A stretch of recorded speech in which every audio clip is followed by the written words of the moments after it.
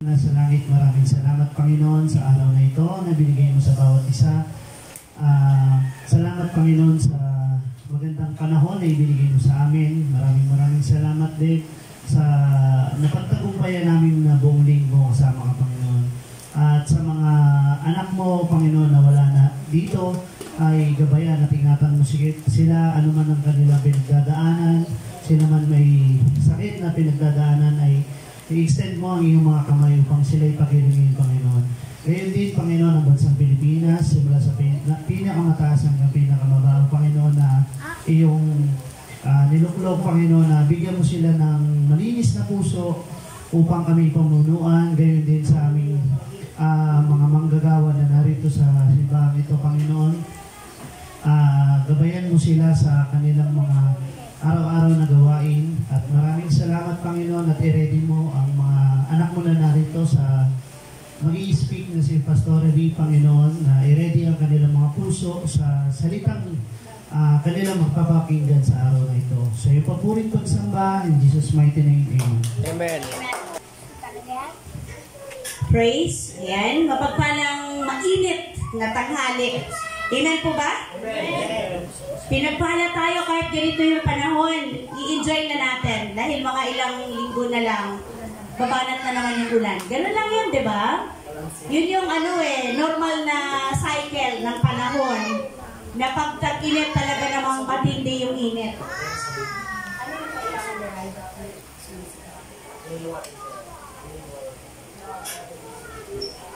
Ayan, so salamat sa Lord sa mga patutuo. Ako rin po ay magpapatutuo sa inyo. Sa kabutihan ng Panginoon, sa kanyang niloob niya na makarating kami doon sa bahay o lugar nila Brother Noy. Si Brother Noy po ay kasama na natin noon pa man sa Pransya pa. Nalipat sila dahil ng pandemic. So hindi na nila narating itong Banaba. So doon lang sila sa Pransya. Ngayon po dahil doon na sila nanirahan, may heart po siya na magkaroon ng Grace from Heaven Church sa Zambales. So yun yung dahilan kung bakit kami pumunta doon ni Pastor, dahil meron tayong merong mga tinitingnang lupa doon na pagtatayuan ng church. So napakamura lang po ng lupa doon. 750 per square meter po. Kaya kung meron kang 250,000, ilang square meter na yon? 200 plus na rin yun, di ba? 250 square meter. Parang ganito, dalawa nito. Ang halaga nun ay 250,000 na. So, ganun kamura. Pero yun naman kasing halagang yun, nasa looban siya. No, dadayuhin mo, kumbaga. Pero yung pakabungad, mahal. Nasa 1.5 na rin. Pero yung halagang 1.5 kapatid, napakalawak. Nasa 360 square meter na. Tapos napakadaming tanim. Kaya ilang may-ari na po, ilan yung nakita namin o tinignan namin na posibleng pagtayuan ng church? 4. So yung isa negative na talaga kasi mismong yung taga-roon nagsabi na kahit po sinong makabili niyan, mahihirapan gawa ng walang right of way. Pero sabi nga ni Brother Noy, kung nuloobin ng Lord, idaan mo sa legal yan, hindi pwedeng walang right of way. Magbibigay at magbibigay yan. Kung titulado naman yung lupa. So ang point ko, bakit ko po binabahagi? Kasi na-bless po ako sa heart ng kapatid natin ito na ang dami naman niyang, isipin niyo po, sa dami ng tao, sa lugar na yon sa Masinloc, Zambales. Pakalayo, kapatid. Akala ko, dulo, opo, Bani. Lagpas pa po. Lagpas pa ng San Antonio, San Fernando. Dubai. So, malayad lang po yung takbo namin, 8 oras. Sabi ni Pao, kaya daw niyang kunin ng 4. Pero dahil nga hindi kaya, mga 5. Basta tulog ako. Thank you po. 3 oras sa akin. Basta tulog si tatay. 8 oras. Kasi malis kami rito parang 4:30 ng madaling araw. Dumating tayo ng 12 na. 12. Tapos, grabe. So yun, walang church. church doon sa lugar na yon, magkaroon man 10 kilometer kapatid, gano'ng kalayo? Malayo kayo, Masina. Mula sa atin hanggang 10 kilometer? Malagi. Masina, parang gano'n. Oo. Okay, gusto-gusto, malayo pa rin. Malayo pa rin. Ang napakapalad natin dito, isipin nyo, bago tayo makarating ng Banaba, ilang church. Simula pa lang doon. GIL na, dito, doon, tas dito, di ba, merong school ng... Oo, tas dito rin. Kaya napakapalad po ng lugar na to. Kaya sabi ni Brother Noy, umikot po tayo, wala po tayong makikitang church. Meron pong church dito, 10 kilometers po mula rito. Kaya yung nagagather niyang tao, pag may Bible study, hirap na hirap siyang dalhin sa church kasi wala na yung kanyang L300. So, ang meron siya ngayon, kulong-kulong na. Yung parang kagaya ng ating L100 na lang. wala na yung 3, L100 na lang. Lagi kang nakakakita ng ano, no? Ng Ayan, so, ang kaya daw, pero kahit daw ganun yung kulong-kulong, kaya daw magsakay ng 12. Oo, di ba? Nalagyan niya ng mga tabla. Pero yung 12 na yun, hindi kasing laki namin. Hindi kasing laki namin ni C. Asa na si C? Kasing laki lang ni Pel, ni Giselle, ni Andre, ni Langga, yan. Oo. Pero pag mga tayo na bro, kami ni Pao ni JR, naku, baka 6 lang. Ha? Tapos po, ang motor pa ay SYM. O, diba? Pero ang tindi. Yun yung ginagamit niya, ang kabuhayan niya po doon ay gumagawa siya ng hollow blocks. Yan. Yun ang kabuhayan niya. So, nakakatuwa naman na kahit nagtindi pa lang hirap, ay pinagpatuloy niya kasi ang talagang puso niya mag-spread ng Word of God. So, sa dami po lang inikot namin, isa pong napansin ko doon na yung mga tao, mga polite sila. Hindi namin sila kilala. Pero bawat daan mo, tanghali po, sarap naman dito daan na po kami, sige po, saan po kayo? Parang, tapos dumaan kami na hindi naman kami kilala, ang tanong sa amin, kasi hindi naman namin kasabay si brother noon. Nauna na siya eh. So yung batch o yung grupo namin, kami lang, pero tanaw namin siya mula. Siguro, kilala nila, nabisita kami ni brother. Pero ang tanong sa amin, hindi eh. Ang tanong sa amin, saan kayo galing? Di ba usual, pag tinanong mo saan kayo galing, magkapit-bahay tayo, di ba? Magkakilala. Di ba ang kadalasan dapat tanong ay, saan ko kayo papunta? O, di ba? Pero ang tanong sa amin, saan kayo galing? Ay, doon po, nag-overnight po kami kasi yung kinabukasan po yun. So yun, napakasarap po talaga na mag-share ng mabuting balita ng gospel. So, yun lang. Hindi biro, kailangan mo pong gumastos ng 4,000 gasolina balikan. Thank you, Lord.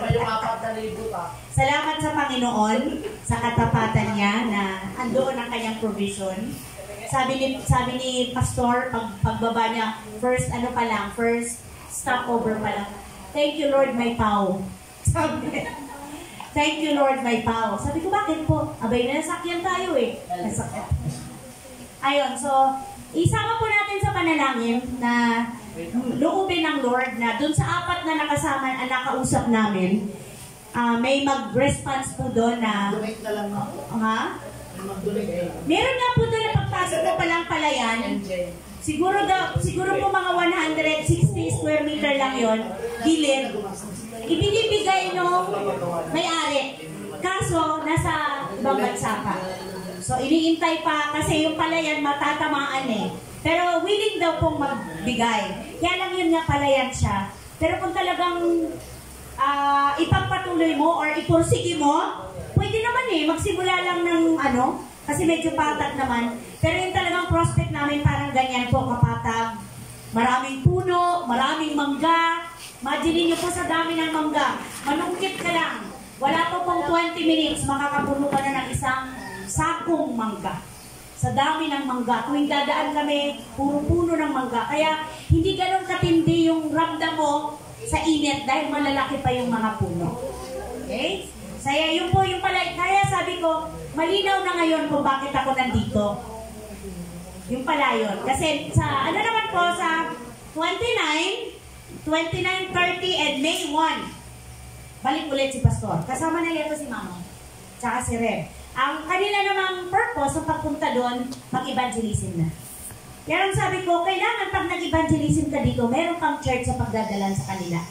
Pero dahil na 10 kilometer pa yung layo, ang hirap. So kailangan talaga, sabi ko kay Brother Noy, napakalawak po ng iyong lugar, sadyain nga lang. Dahil looban siya eh. Parang ganito rin po, mula sa Yupeco. Opo, pero hindi tayo nakarating sa bahay niya eh. Kaya hindi natin nakita, di ba? Pero same pa rin po. Pero yun pa rin. Oo, yun pa rin. Bali, manggagaling tayo ng gate ng Yupeco hanggang dito. Ito, ganito pa kalayo yung bahay ni Brother Noy. O baka lagpas pa, baka doon pa sa gate. Dulo. Di ba? Ganun kalayo yung pagdadalhan mo. Tapos wala pong ilaw yun ha. Dito kahit pa paano may ilaw. So walang ilaw. Kaya pagkagabi ang gawain, talagang sakripisyo. Kaya talagang mag-uusap-usap sila na hindi sila abutin ng dilim. Ngayon kung abutin naman ng dilim, much better kung sa labasan sila sa may plaza or makiusap sa barangay. At nakakatuwa dahil si Sister Lucy, which is asawa ni Brother Noy, halos kamag-anak ngayon nandun pala. Kumbaga siya, baluarte nila yun. Nila Lucy. Kaya pala talagang kahit saan siya pumunta, may tutulong sa kanya. Kumbaga may malalapitan. Dahil kami po ay pinalad na nakaligo ng libre. Di ba kadalasan ngayon, lalo ng ganitong panahon, lahat may bayan. Di ba? Lahat. Pag gumamit ka lang ng konting kubo, di ba? Lalo na, gagamit ka ng palikuran. Kailangan, gamit ka ng pangbanlaw, upo. Kaya kailangan, lahat yun may bayad. Pero salamat dahil nakatulog din kami ng walang bayad. Muntik na kaming makagastos ng 2-4, isang gabi lang, para matulog. 2 kwarto lang yun langga. Yung kwarto na yun, kada kwarto 3 katao. Mura pa yun? Ay, namahalan po ako. Ang alin, bawat kwarto? Pero yung ganong kalaki, ayun ang mura, mas mura yun para sa akin. Kasi kwarto lang po talaga na 3 hanggang 3 lang ang kaya. So kung kami ay 9, 3 kwarto ang kailangan namin. Diba? Kasi 3 lang eh. 3 lang. Pero yun, nung pumunta kami sa dagat na libre, yung kubo doon at napakahangin pa, abay, hindi na kailangan gumastos. Salamat sa Panginoon. Kaya yun, kaya ko po i-share sa inyo, isama po natin sa panalangin na naway luubin. Kasi sabi nga ni Brother Noy, tulungan niyo ako. Kasi kailangan ko talaga ng, ng panggagalingan ng tulong para makatayo dito ng church. Yun yun. Kasi talagang willing siya eh. Andun yung Kailan po katao na doon? Ha? Kailan po katao doon? Ang pamilya niya muna. Sila lahat kung posible maging church na. Sa ngayon? Sa ngayon? Sa umpisa pa lang Bible study, nakakalikon mo siya ng 30. Bible study pa lang. Bible study pa lang yun. Eh kung maikot mo lahat, isang service, kulang ang 100. Kaya kailangan talaga malawak. 250 more pa na square meter na lupa ang kailangan para malawak kasi madami pa. Ay, meron po pala. Nakakalungkot man, pero kailangan ko rin i-share sa inyo dahil ito na yung katuparan. Meron daw pong Methodist Church, pero ano nangyari? Pina-close ng gobyerno. Bakit? Nagkasal sila ng kapwa-kasarian. Aray. Diba? Ang masakit, mismong sila pang sa ang nagpasara. Kasi nagkasal sila ng kapwa babae. So, ang sakit, di ba? So, ito ay Methodist Church. So, yan po yung katuparan na ng mga signs, tama? Kaya kailangan talaga, kapatid, lagi tayong nasa katotohanan sa Word para hindi tayo nadadaya. So, yun, close ang church. Hindi nila ginagamit ulit. Nakakalungkot man, pero salamat din at napigilan yon. Tama po ba? Salamat din at natuldukan yon. Hindi na, oo. Kasi kung nagpatuloy yon, abay, pwede pala. Diba?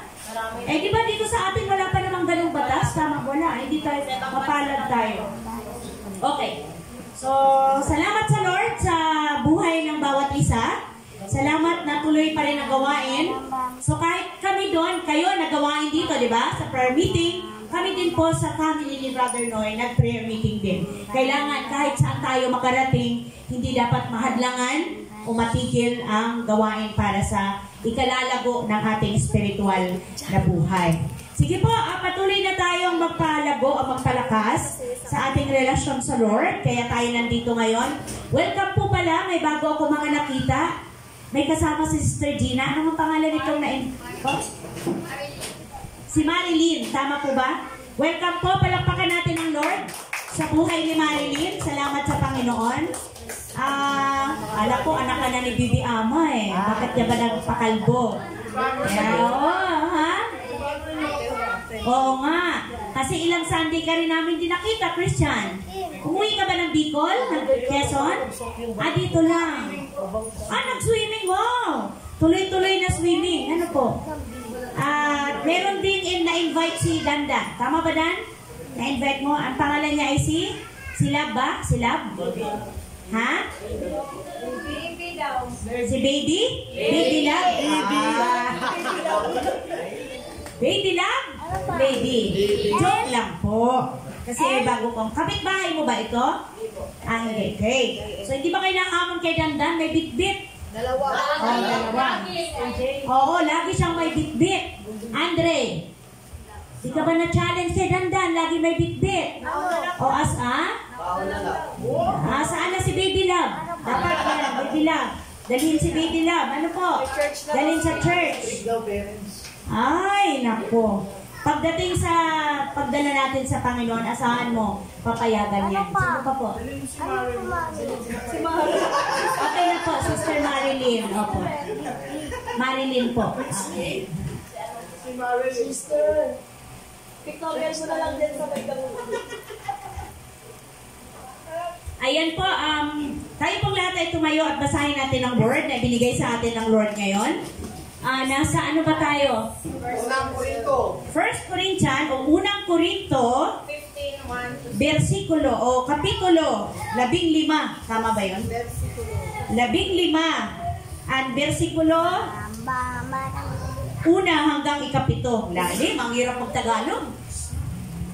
1 Corinthians chapter 15 verse 1 to 7. Go, church! Mga kapatid, ngayon pinapaalala ko sa inyo ang magandang balita inaral ko sa inyo. Iyan ang magandang balita inyong tinanggap at naging salita ng inyong pananampalataya. Naligtas kayo sa pamamagitan nito. Kung matatat inyong pinanghahawakan ng salitang pinangarap ko sa inyo, maliban lamang kung walang kabuluhan ng inyong pagsasalataya. Sapagkat ibinigay ko sa inyo bilang pinakamahalaga sa lahat ang tinanggap ko rin. Kasi Kristo ay namatay dahil sa ating mga kasalanan. Inilibing siya at muling nabuhay sa ikatlong araw. Tulad rin ang sinasabi sa kasulatan. At siya ay magpakita kay Pedro at sa Pagkatapos nagpakita siya sa mahigit na 500 kapatid na nagtatipon. Marami sa kanila ay buhay pa hanggang ngayon, subalit patay na ang ilan. At nagpakita siya kay Santiago at pagkatapos ay sa lahat ng mga apostol. Okay na, yun lang? Amen. Let us pray po. Aming Ama na nasa langit, sa pangalan po ng iyong anak na si Jesus, kami po'y nagpapasalamat sa kalayaan po namin magpuri, sumamba sa inyo. Salamat po sa taglay naming lakas. Salamat po sa buhay. Salamat po na iniligtas mo kami sa anumang mga hamon na pinagdaanan namin, sa anumang mga kabigatan, pinalitan mo ito ng kagaanan. Thank you, Lord, iningatan mo kami sa loob at labas ng aming tahanan. Pinagaling niyo po kami sa anumang mga sakit at karamdaman. Salamat po na hindi ka nagkulang sa lahat ng aming pangangailangan. Pinupunan mo po anumang kulang sa amin. Ikaw ang aming provider, Lord. Salamat sa kalayaan na magsama-sama kami ngayon. Kalayaang pakinggan, tanggapin ang pagpapalang espiritual na inilaan mo sa amin. Lord, pagindapatin niyo po kami sa inyong banal na harapan. Minsan pa po, siyasatin mo ang aming mga puso, ang aming kalooban, ang katayuan namin sa inyong banal na harapan. Patawarin niyo po kami sa aming mga pagkakamali, pagkukulang, pagkakasala namin sa inyo. Nakikita niyo po ang lahat, Panginoon. Wala po kaming pwedeng ikobli sa inyo. Salamat na lahat ng bagay ay hindi lingid sa inyo, Panginoon. Thank you, Lord. Ikinukumit po namin sa inyo ang pag-aaral namin ito. Hayaan niyo po nawa na marapatin niyo po na kami ay makaunawa. Magkaroon kami ng karunungan na unawain, intindihin ang mga salita mo, nang sa gayon makita po ito na amin pong maisakabuhay. Marami pong salamat sa gabay at patnubay ng Holy Spirit. We pray na bigyan mo kami ng wisdom, Lord, at ang power of the Holy Spirit nang sa gayon, lubos naming maintindihan ang inyo pong itinuturo at pagpapala niyo po sa amin ngayon ay sapat. Ang grasya niyo po ay apaw-apaw. Thank you, Lord, sa buhay ng mga anak mo na narito ngayon. May kanya-kanya po silang daing, may kanya-kanya silang hinihingi sa inyo. Dalangin ko po, nakatagpuin mo po ang bawat isa. Salamat sa kabutihan at katapatan mo, sa kagandahang loob mo, kaya po kami narito. Thank you, Holy Spirit. Thank you, Father, in Jesus' mighty name. Lahat ng handang mapagpala ay magsabi ng Amen! Amen! Amen at amen. Makaupo na po tayong lahat. Sino pong wala? Bakit parang kanina ang dami niyan, bukod sa mga bata? Sige po, maupo na po tayo. Yung pong ating mga kapatiran, marami pa din yung wala, no? May kanya-kanya pa rin silang dahilan. Pero kagaya ng pinapaalala ko sa bawat isa sa atin, huwag po natin silang sukuan, huwag natin silang tawag nito, panghinayangan na magbigay tayo ng panahon para sa kanila kasi kailangan po nilang paalalahanan. Tama po yun? Kailangan nilang bigyan ng importansya na maranasan nila or madama nila na sila'y mahalaga sa atin pong mga kapatid sa pananampalataya. Dahil yun po ang tunay na kapahayagan or pagpapakita na meron tayong love galing sa Lord. Amen po? Bukod sa ating prayer, syempre. Nagpipray. Kasi pwede mo sabihin, pinapray ko na po siya. Pero iba pa rin yung may personal kang pag-encourage, pangungumusta, pag-alam kung anong nangyayari sa kanila. Hindi ko po yun nagawa kahapon. Lagi po ako nandito pag Saturday. Pero gawa nga pong nasa Sambales ako, hindi ko po yun nagawa. Pero salamat sa Lord dahil nagre-response sila kahit sa tawag, sa chat, yung mga nanay, kinukumusta ko sila. Nalalaman ko kung anong nangyayari o nasaan sila ngayon. So prayer pa rin po. So may mga bata, salamat sa Lord.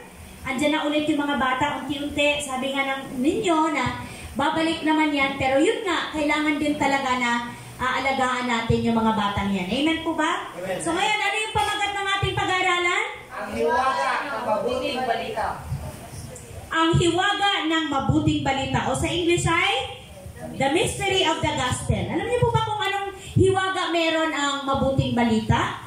Mahalaga po, yes. Mahalaga pag-aralan natin yan. Dahil akala natin, ano bang mabuting balita? John 3:16, for God so loved the world. Dati yun ang alam ko, pero hindi pala. Ang mabuting balita ay nakapaloob sa, meron po yan, next. Meron po tayong next dyan.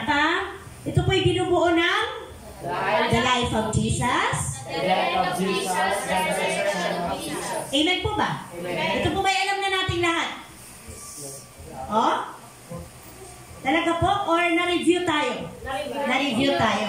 Na-refresh tayo ulit. So marahil yung iba, yung pala yun. Diba? Kasi dati ang alam natin, gospel, mabuting balita. Ito yung, for God so loved the world, that He gave His only begotten Son. John 3:16 yun, diba? Pero hindi, ito yung kabuuan.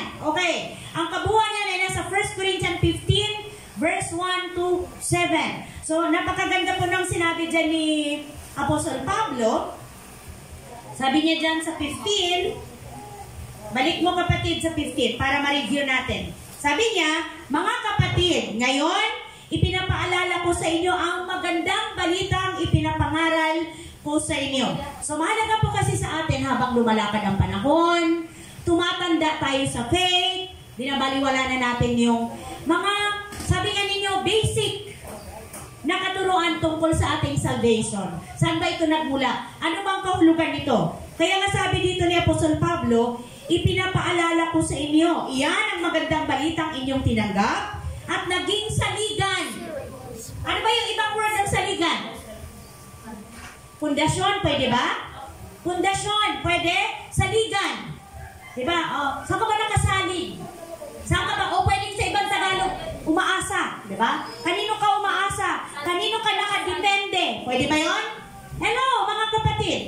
Pwede ba? Kanino ka nakadepende? Kanino nakaasa, nakadepende ang iyong pananampalataya? So dito, ito ang inyong naging saligan ng inyong pananampalataya. Anong to? Anong naimbungan nito? Naligtas kayo sa pamamagitan nito kung matatag ninyong pinangahawakan ang salitang ipinapangaral ko sa inyo. Sabi ni Apostol Pablo, maliban na lamang kung walang kabuluhan ang inyong pagsampalataya. Alam niyo po, nagiging walang kabuluhan lang ang pagsampalataya ng tao kung ito'y hindi niya siniseryoso. Hindi niya sinasakapuso. Hindi siya nagpapatuloy. Tama na sa kanya yung makarinig isang beses. Tama na yung minsan naupuan, naturuan, nakinig, pagkatapos wala na. Okay na. May ganun ba? May ganun bang lumalabok? May ganun bang lumalalim? May ganun bang tumatatag? May ganun bang tumitibay? May ganun bang nalalagpasan ng lahat ng pagsubok? Pag ganun klase ang ganun kababaw ang saligan ng iyong pananampalataya, wala pa po tayo doon sa tunay na matibay na saligan o pundasyon ng ating faith. Pag ganun po ang ating attitude o pagtanggap sa gospel o word o mabuting balita ng kaligtasan. So anong sabi dito? Sa 3, sapagkat ibinigay ko sa inyo bilang pinakamahalaga, sabi ni Apostol Paul, ang tinanggap ko rin na si Kristo'y namatay dahil sa ating mga kasalanan tulad ng sinabi sa kasulatan, inilibing siya at muling nabuhay sa ikatlong araw, tulad din ng sinabi sa kasulatan. At siya'y nagpakita kay Pedro, saka sa 12. Pagkatapos, nagpakita siya sa mahigit na 500 kapatid na nagkakatipon. Marami sa kanila'y buhay pa hanggang ngayon, subalit patay na ang ilan. Yung sinabi niya na buhay hanggang ngayon, during the time na sinulat niya to. Okay? So, pwede nyo iba ngayon, isalarawan natin o ihalimbawa natin na yung pananampalataya pwedeng namatay agad. Yung paniniwala sa gospel namatay agad. Bakit? Kasi hanggang dun lang. Nalaman niya na si Jesus namatay para sa kasalanan niya. At nilibing after 3 days na buhay, hanggang dun lang. Hindi na inalam. Ano bang hiwaga meron sa mabuting balitang ito? At ano bang meron itong nagagawa sa lahat ng tao? Alam na natin, napag-aralan na natin the benefit of Christ's death. Tama po ba? Natatandaan niyo po ba yun? Anong pakinabang ng pagkamatay ng ating Panginoon? Ano ba yung naituro sa atin last Sunday? Yung 7 last word ni Jesus? Diba may mga tumayo ditong 7 na nag-share ng huling wika ng ating Panginoon. Pero alam niyo po, kahit araw-araw tayo magturo at araw-araw ka rin nakaupo, kung ayaw mong seryosohin ang mga natututunan mo, at hindi mo ipanalangin sa Panginoon na ito'y malayang makakilos sa'yo, tulungan ka. Kung ano man yung naglalaban sa loob, naglalaban kasi.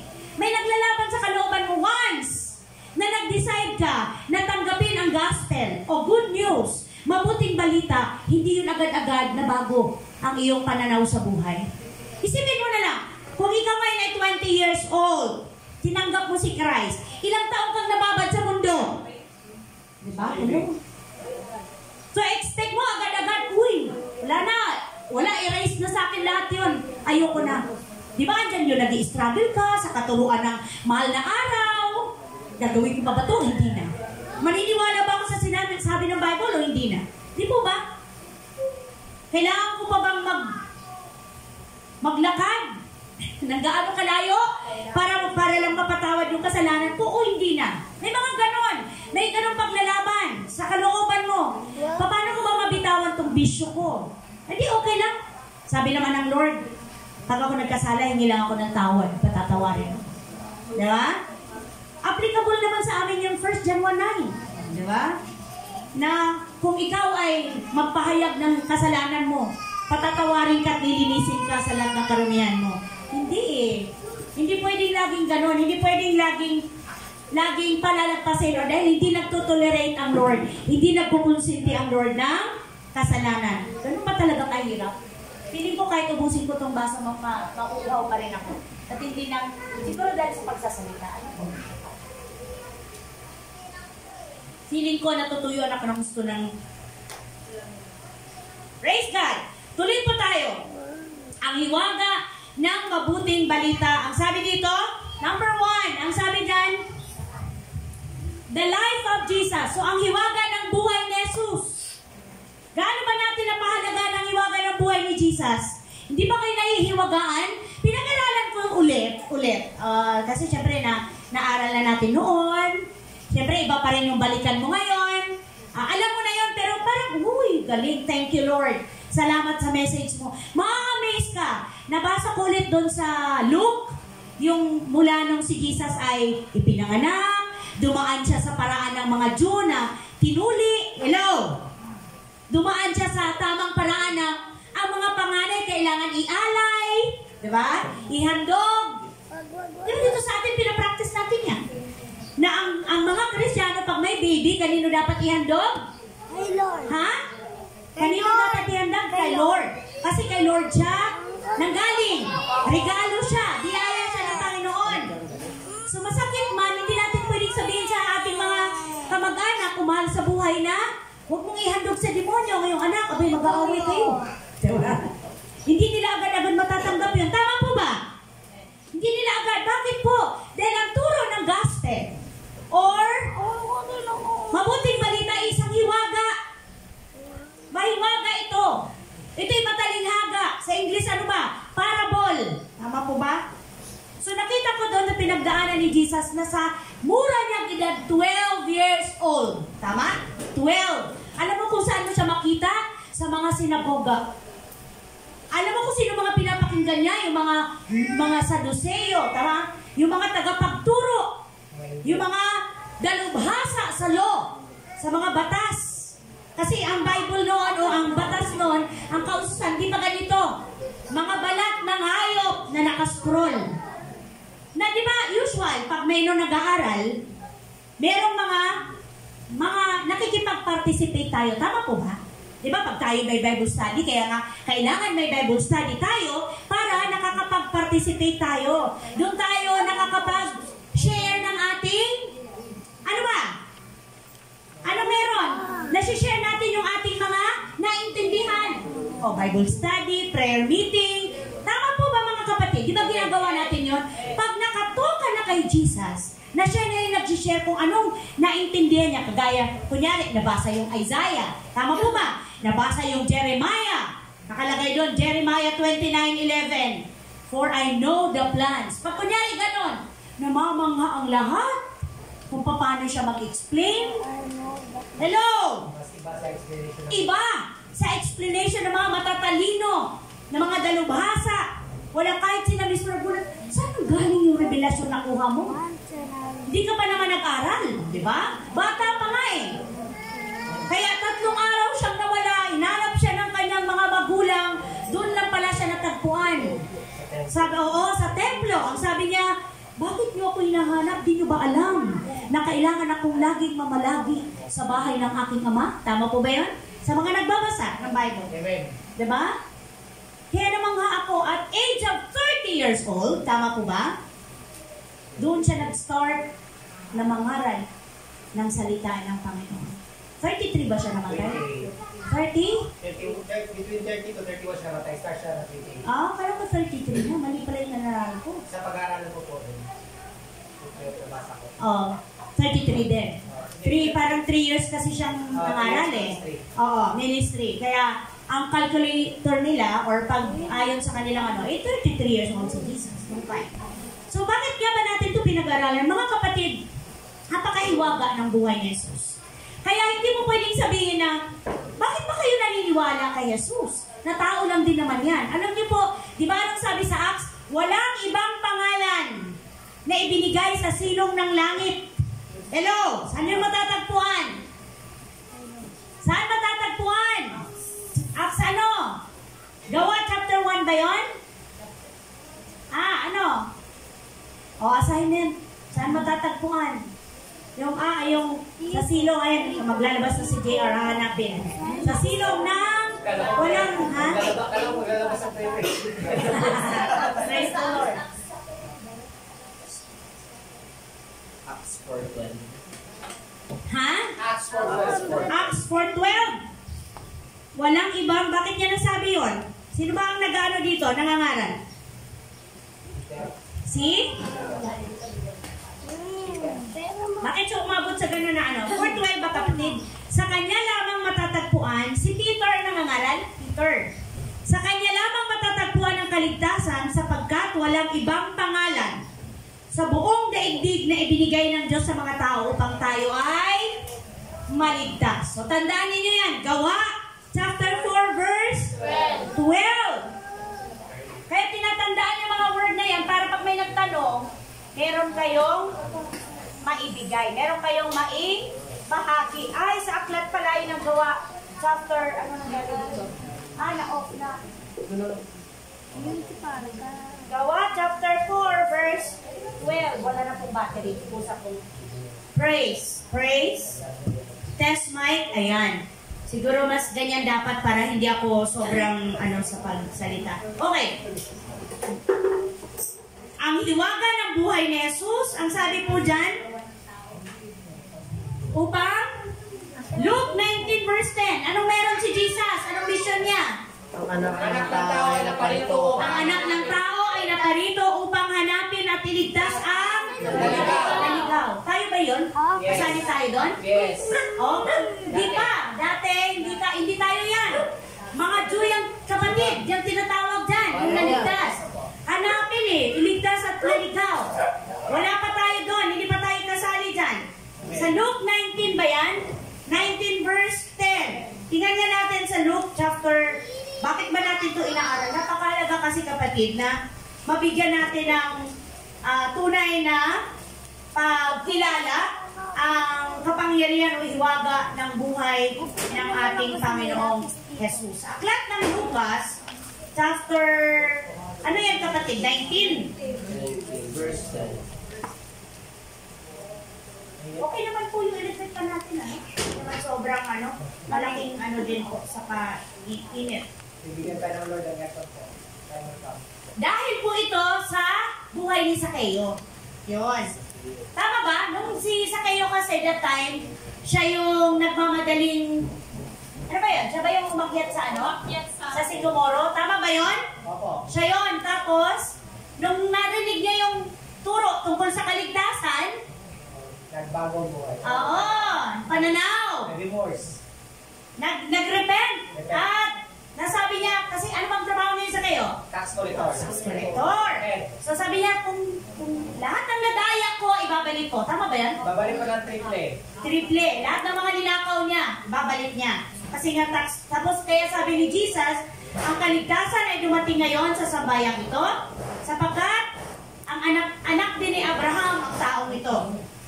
Ang anak ng tao ay naparito upang hanapin at iligtas ang mga naligaw. Sabi ko nga kanina, hindi tayo yan mga kapatid.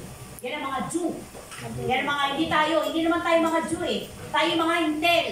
Tayo yung mga walang pagkilala sa Lord. So next verse, alam na natin to, John 3:17. Pakicheck mo. Sinugo niya.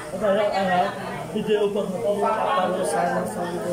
Hindi upang iligtas ito sa pamamagitan niya. Oh. So pumasok na ba dyan ang habag ng Lord sa lahat? Oo, ayun na Isinugo ng Diyos ang kanyang anak, hindi upang hatulan ng parusa ang sanlibutan, kundi upang iligtas ito sa pamamagitan niya. O mas lilinaw, 1 Timothy chapter 1, verse 15 to 16. Anong sabi?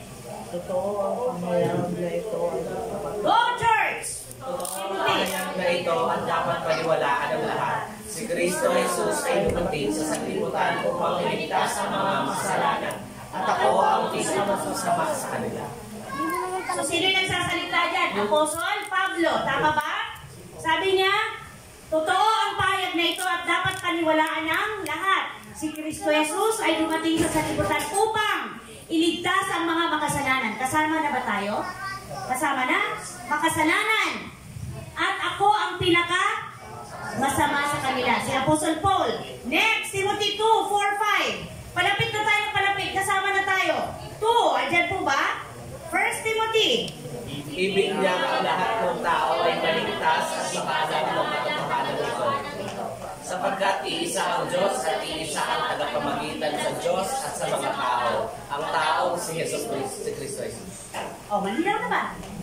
Ayan na ba? Ang sabi diyan sa 1 Timothy chapter 2 verse 4-5, ibig niyang ang lahat ng tao ay maligtas at makaalam ng katotohanan ito sapagkat iisa ang Diyos at iisa ang tagapamagitan sa Diyos at sa mga tao.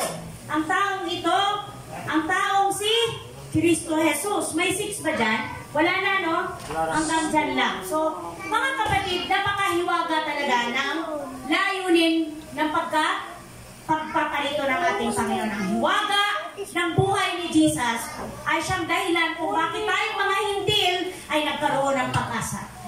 Tayong mga hintil na walang pagkakilala sa makapangyarihang Diyos. Dahil ang kaligtasan talaga po'y nakalaan sa mga Hudyo. Wala naman tayong dugong Hudyo. Hindi tayo mga Hudyo. Tayo mga hintil.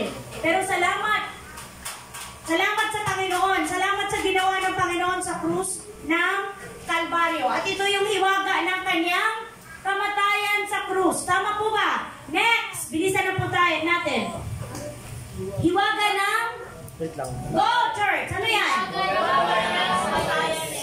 Hiwaga ng kamatayan ni Jesus. Sa Romans chapter, ano yan? 5? Wait lang. Verse, ano yan? 6. Ang sabi, sapagkat nung tayo mahina pa, namatay si Kristo sa takdang panahon para sa mga makasalanan. Pagdating sa verse 8, meron ba? Ngunit pinatunayan ng Diyos ang kanyang pag-ibig sa atin nang mamatay si Kristo para sa atin nung tayo ay makasalanan pa. So yun po yung hiwaga ng kamatayan ng Lord. Dahil tayo po ay makasalanan. Wala po talaga tayong kapag-asa. Sa 1 Timothy 2:6, andyan na po. 1 Timothy.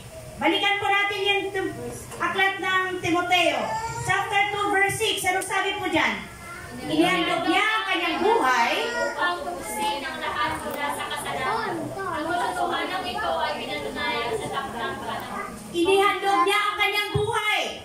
So ito yung hiwaga ng kamatayan ni Jesus upang tubusin ang lahat. So wala na, hindi na siya dito ng hindi na siya nagtukoy dito ng Hudyo lang. Lahat. Nasali na tayo mga kapatid. Lahat tayong makasalanan. Lahat tayong tao. Kaya nga sabi niya doon sa John 3:16, for God so loved the world, sa mundo, sa katauhan, ikaw at ako, na makasalanan. Upang tayo po ay mapawalang sala. Meron pa bang ibang verse dyan mga kapatid ko? Number ano na po? Number 3. Ano na ang tinutukoy dyan? Hiwaga ng hiwaga ng muling pagkabuhay ni Jesus. Saan natin matatagpuan? First, unang Korinto, chapter ano yan? Chapter 15, verse? 28. Okay, basahin po natin. Magsabay-sabay. 15 verse 12. Ngayon, kung ipinapangaral namin si Kristo ay muling nabuhay, bakit sinasabi ng ilan sa inyo na hindi bubuhayin muli ang mga patay? Sabi dito. Kung totoo yan, nilitaw na hindi muling binuhay si Kristo. At kung si Kristo ay hindi muling binuhay, walang kabuluhan ang aming pangangaral at walang, pero pareho po. 1 Corinthians, tama po ba ako? 15:12, verse 28. Nasaan ang Bible nyo? Yung mga may Bible. Ayan. Sino po yung may mga Bible? Hindi nadala?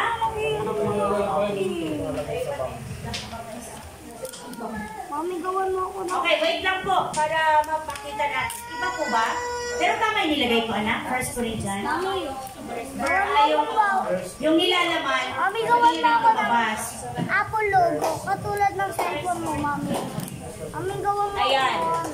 Ang cellphone mo, katulad niyan. Gawan mo ako, please. This 1 Corinthians chapter 15 verse 12. Si Mami naman ka. Pera mo lang naman. Ngayon, kung ipinapangaral namin si Kristo ay muling nabuhay, bakit sinasabi ng ilan sa inyo na hindi bubuhayin muli ang mga patay? Tama, JR? Kung totoo yan, nilitaw na hindi muling binuhay si Kristo. Oo. Okay, go. Kristo ay hindi muling binubuhay.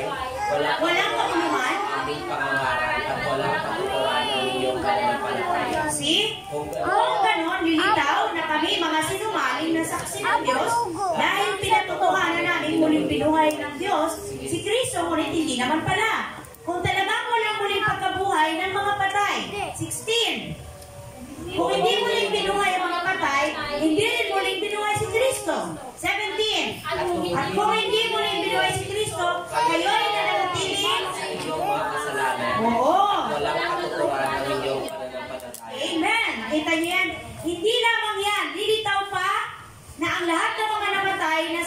pananampalataya kay Kristo ay napahamak. Kung ang pag-asa natin kay Kristo ay para lamang sa buhay na ito, tayo na ang pinakakawawa sa lahat ng tao. Nakita nyo? Naintindihan nyo? Kasi ang hiwaga ng pagkabuhay ng Panginoon, yun ang ating pag-asa ng buhay na walang hanggan. Eh ngayon, kung hindi totoong nabuhay si Jesus, ano nangyayari? Tayo na ang pinakakawawa. Walang katuturan itong ating ginagawa. Hello, naintindihan mo ba? Sino? 1 Corinthians 15:58. Oh, anong sabi? Oo, na walang oo. Your labor in the Lord is not in vain. Oo. So, next, ano pa? Hanggang ano ba yung JR? 20, ano ba yan? 20. Ngunit sa katunayan, si Kristo ay huling binuhay at ito'y katibayan na hindi na muling ang bubuhayin ng mga patay.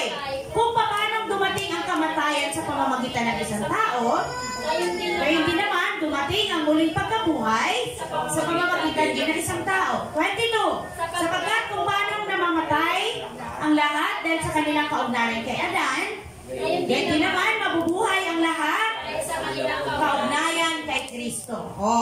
Ngunit ang bawat isa ay may kanya-kanyang takdang panahon. Si Kristo ang pinakauna sa lahat. Pagkatapos, ang mga nakay Kristo sa panahon ng pagparito niya.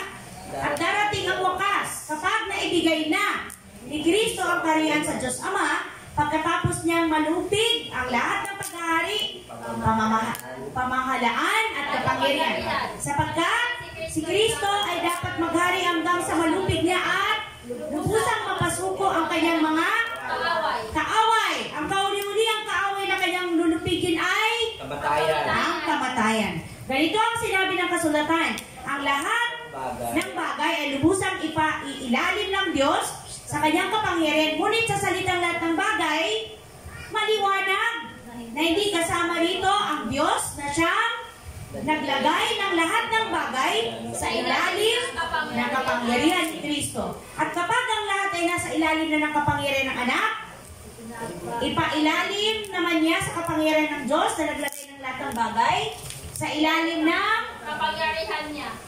Sa gayon, ang Diyos ay mangingibabaw sa lahat. Tama po ba? Mangingibabaw sa lahat. So nakita natin yung hiwaga ng muling pagkabuhay ng ating Panginoon. Pinatunayan dito sa Corinthians, sa sulat ni Apostol Pablo, na totoo, makapangyarihan ang ating Diyos.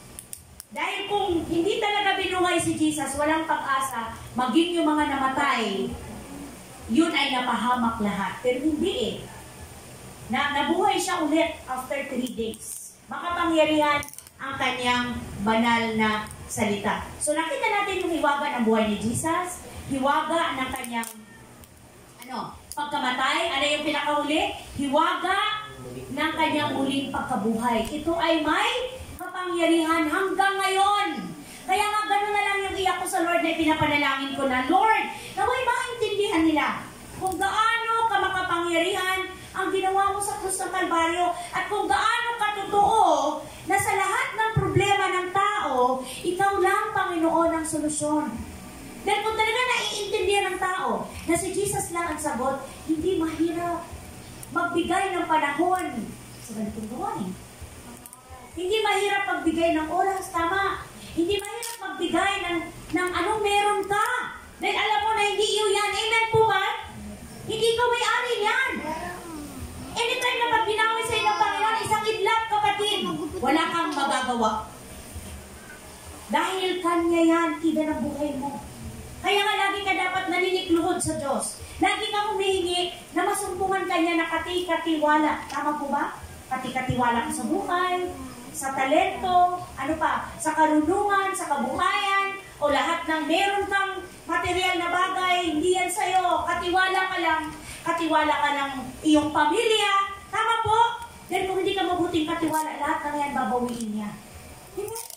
So, di ba sabi ng Lord, kung sino yung wala, ay totally free. Tama po ba?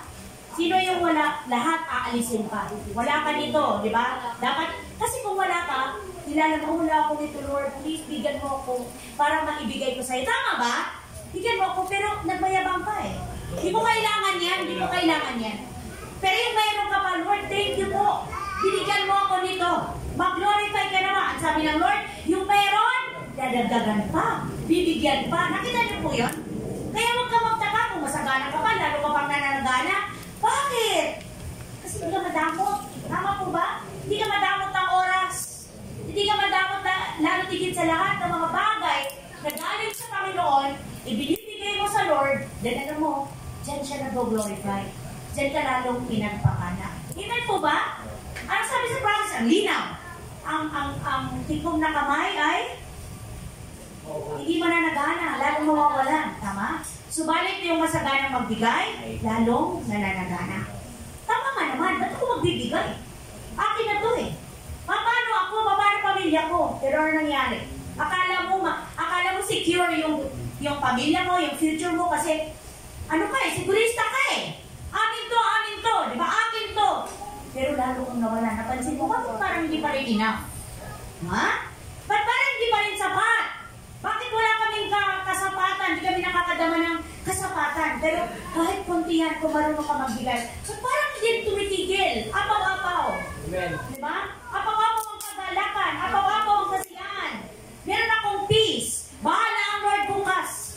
Tama? Bahala ang Lord next year. Kung anong mangyari. Amen po. Simpleng batang yan, no? Sabi ng aming tatay, meron yung daw lugar namin, kita na yung West Philippines, West Philippines. Ano ba tama? West Ano? Philippines. Power plant? Ano? Philippine Sea ba yun? West Oo. Philippines. Kapag sumabog yun, kasi di ba, pag nagkaroon ng lindol, wash out lahat yun. Sumagot agad itong akin, mag-pray kasi kayo para kayo masave. Ano ba, liit-liit na bata? Mag-pray. Kumain eh. Oo. Nireview pa nga kami. Kasi nagkukwentuhan Nagkakagulo na lahat eh. Nagkagulo doon sa kinatay na manok na Bisaya. Di ba? Kasi di ba, kadalasan kakatayan kayo talaga, naghuli sila ng manok. Nung naggano na si brother, no, ng patuka. Ang dami. So gaganunin niya na ng kapatid sa kamay ay sa paa. O ano na kaagad. Nakita niyo po, may hawak-hawak si Buboy, kinatay yun. Di syempre po, nagkukwentuhan na. Excited kami humigop ng sabaw. Ang sabi ni Buboy, Mag-pray muna tayo. mag-pray muna tayo. Ang mga kanila. Ano ka ngayon? So, I mean, bakit kinati ko na kwento ito? Akala kasi natin wala lang ng mga batang yan, ang kukulit yan. Pero hindi, grabe sila mag-absorb. Grabe mag-absorb ng mga word. Grabe nila kung tingnan tayo. Amen? Si Bea kapatid, di ba? Sister Sally, nagkukwento yan, nagpapapatotoo yan sa maliit niya rin ako. 3 taon po ba? 2 years old. O yun na ang nagsasabi sa mga nanay. Sa mga tito at tita na? Oh, see? Kaya dalhin niyo po lagi. Kasi yun po ang magiging daan para ang pamilya ay madala sa Panginoon. Hello! Hallelujah! O ito po, ang hiwaga ng... Meron pa po. Di pa tayo tapos. Hiwaga ng mabuting balita o gospel. Ano bang verse yan? Saan natin matatagpuan? Sa aklat ng Epeso. Thank you, Jesus. Aklat ng Epeso, chapter ano yan kapatid? 3. Chapter 3 po ba? Yes po. O, anong sabi yan sa chapter 3 verse? 1 to 6. Dahil dito, tama po? Akong si Pablo ay naging bilanggo para kay Kristo Jesus. Alang-alang sa inyong mga hintil. O, kita mo? Alang-alang sa atin. Marahil nabalitaan na ninyo dahil sa kagandahang loob ng Diyos, pinagkatiwalaan niya ako ng tungkulin ito para sa inyong ikabubuti. Tulad na naisulat ko na sa inyong salita, ipinaalam sa akin ng Diyos ang kanyang lihim na panukala. At habang binabasa ninyo ito, malalaman ninyo kung ano ang pagkaunawa ko sa lihim ng panukalang isinakatuparan ni Kristo. Ito hindi ipinaalam sa mga tao noong mga nakaraang panahon, ngunit inihayag ngayon ng Diyos sa pamamagitan ng Espiritu sa kanyang mga banal na apostol at mga propeta. Naalala niyo po yung mga disciple? Kahit ang daming sinasabi ng Lord, di ba? Anong sabi ng Panginoon? Pagdating ng araw, maiintindihan niyo. Bakit? Hindi pa sila puspos ng Holy Spirit nun eh. Kaya ang dami. Maging yung mga sinasabi ng Lord na magdadaan siya ng hirap, di ba? Maging yung sinabi ng Lord, gibain niyo yan. Itatayo ko yan ng 3 araw lang. O, di ba? Sabi nila, ano? 40 plus. Oo, ilang taon namin, oo.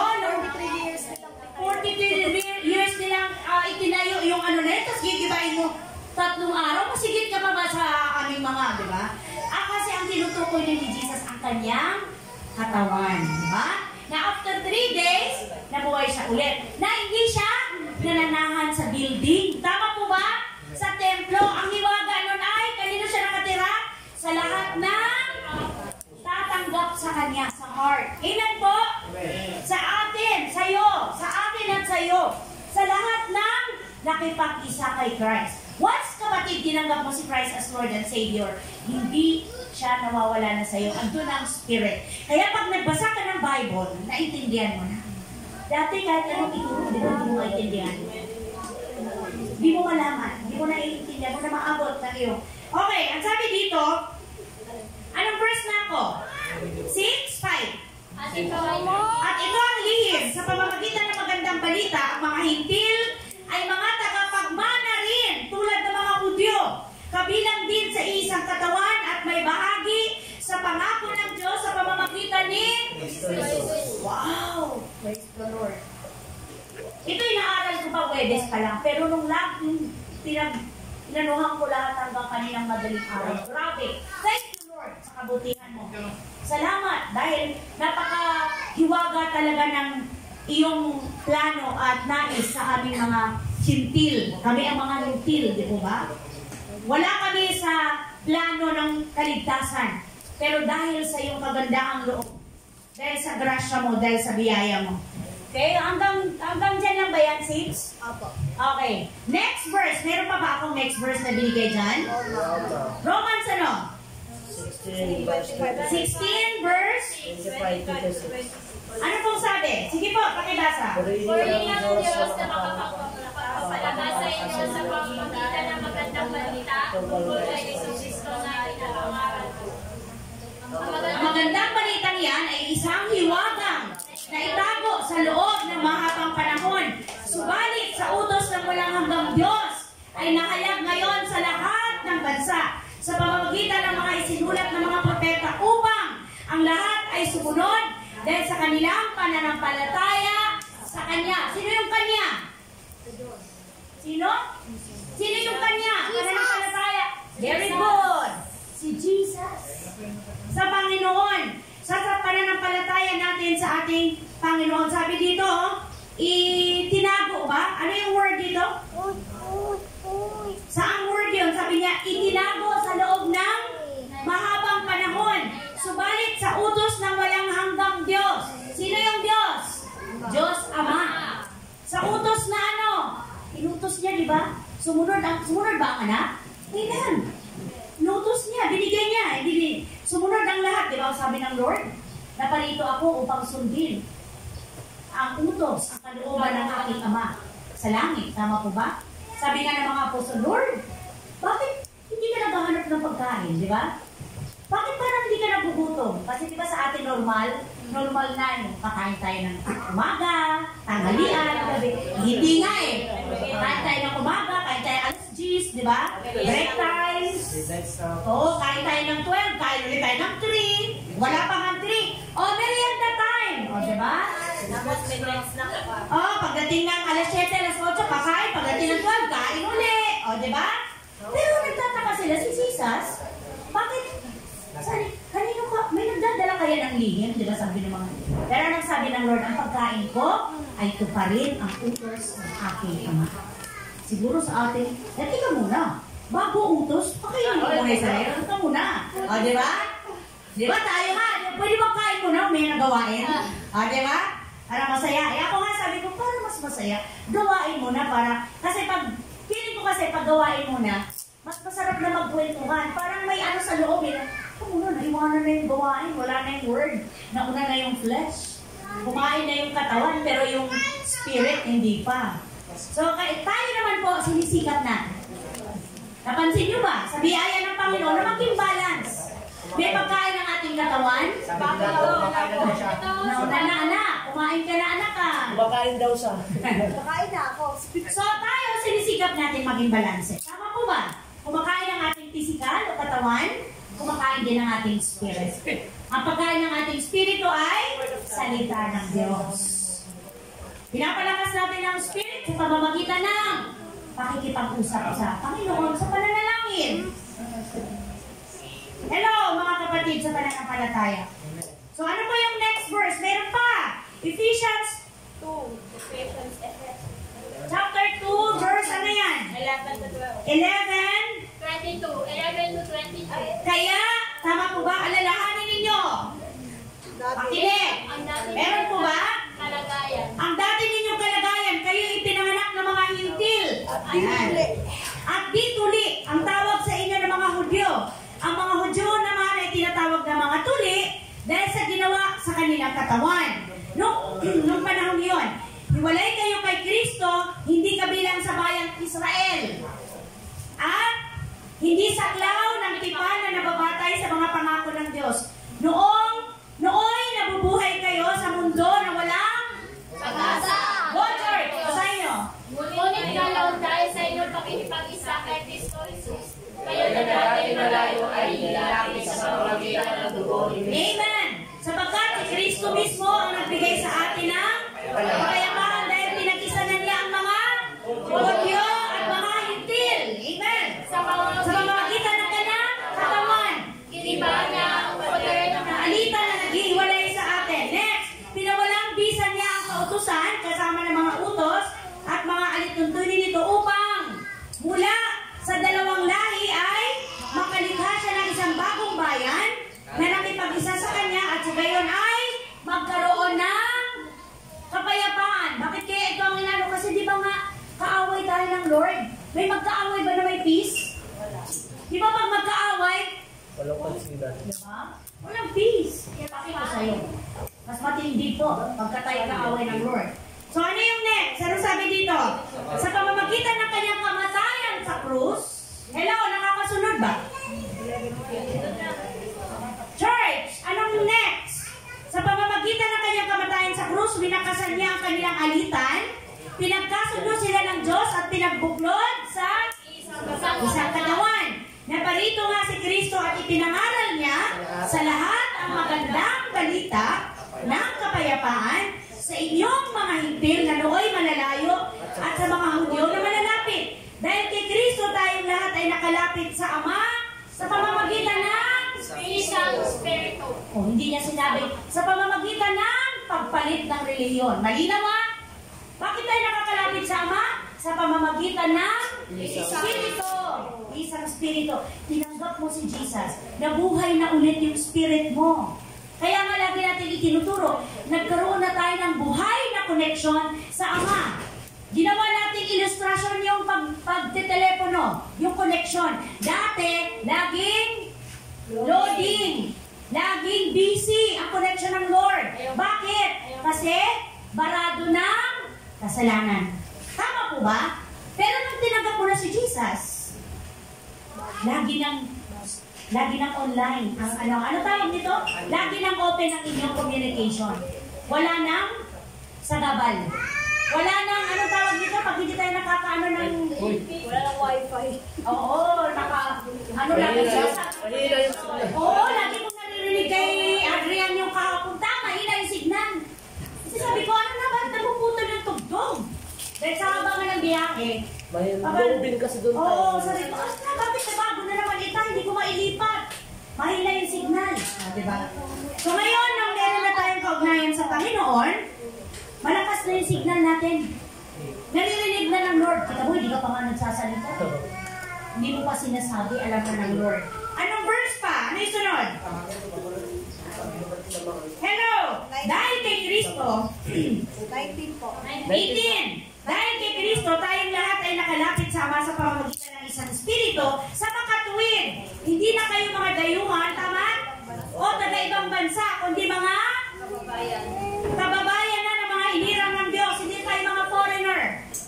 At kabilang sa kanyang sambahayan, tulad ng isang gusali, kayo itinayo sa pundasyong inilagay ng mga apostol at mga propeta na ang batong kanulukan ay si. Meron ba dyan?